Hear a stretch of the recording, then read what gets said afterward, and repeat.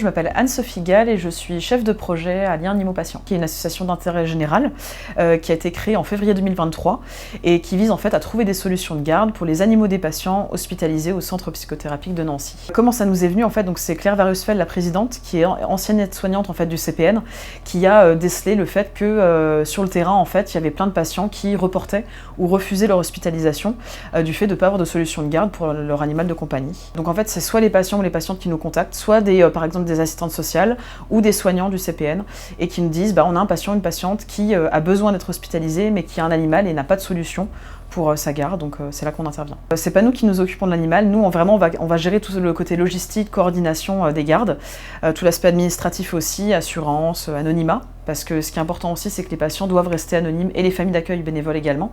Et donc on passe par des familles d'accueil bénévoles qui vont du coup garder l'animal ou alors des pet-sitters, pet-sitteuses, bénévoles ou pas, ça dépend, qui vont du coup rendre visite au chat.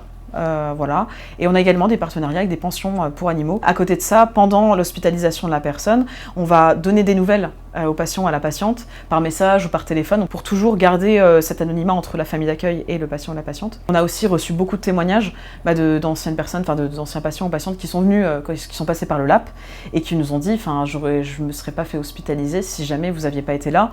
En fait, les personnes qui sont hospitalisées au CPN de Laxou, c'est très souvent des personnes isolées, que ce soit des voisins, de leurs amis, de leurs proches, de leur famille, du fait effectivement de leur pathologie ou autre, mais aussi parce qu'elles sont en situation de précarité financière souvent, très souvent.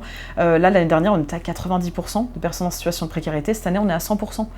Donc, du coup, pour réussir à pallier à ça et du coup faire en sorte que la patiente ou le patient puisse faire garder son animal et aussi que son animal puisse avoir des soins vétérinaires quand c'est nécessaire pendant l'hospitalisation, nous, l'AP, on a un fonds de solidarité qui permet de financer ces besoins-là.